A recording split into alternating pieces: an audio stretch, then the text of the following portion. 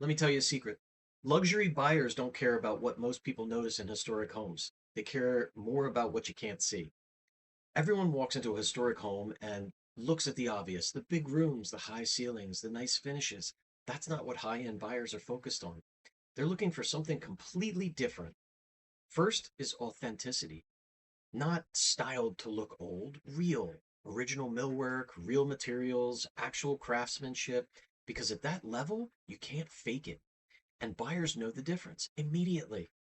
Next is structure. These homes are 100, 200 plus years old, so serious buyers are paying attention to the foundation, the masonry, how it's held up over time, because if that's not solid, nothing else matters.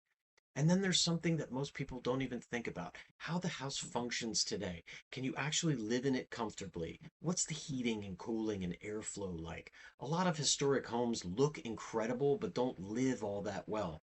And buyers at this level expect both character and performance. And here's where most sellers get it wrong. They focus on making it look updated instead of preserving what makes it valuable because the buyer for this type of home is not looking for modern. They're looking for something they can't find anywhere else. And if your house has that, that's where the real value is. In this market, it's not about how new it feels, it's about how real it is. Go to chestnuthillhouses.com and see what I'm talking about.